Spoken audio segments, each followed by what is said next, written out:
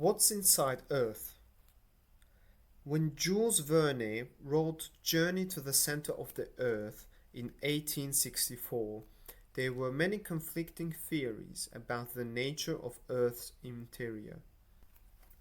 Some geologists thought that it contained a highly compressed ball of incandescent gas, while others suspected that it consisted of separate shells, each made of a different material.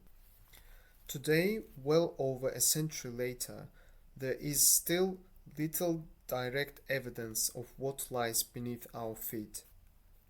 Most of our knowledge of the Earth's interior comes not from mines or boreholes, but from the study of seismic waves, which are powerful pulses of energy released by earthquakes. The way that seismic waves travel shows that the Earth's interior is far from uniform. The continents and the seabed are formed by the crust, a thin sphere of relatively light, solid rock. Beneath the crust lies the mantle, a very different layer that extends approximately halfway to the Earth's center. In its high levels, the mantle is relatively cool.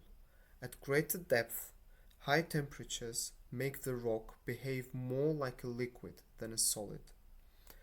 Deeper still, the pressure is much more intense, preventing the rock from melting in spite of a higher temperature.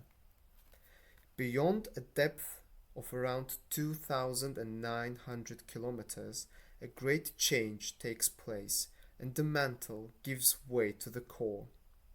Some seismic waves cannot pass through the core, and others are bent by it.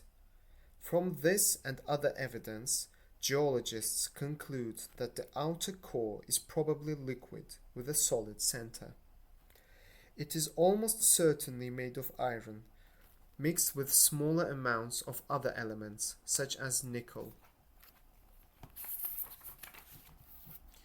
Its solid iron heart is subjected to unimaginable pressure and has a temperature of about 6,000 degrees of Celsius. Although scientists can speculate about its nature, it seems that neither humans nor machines will ever be able to visit it.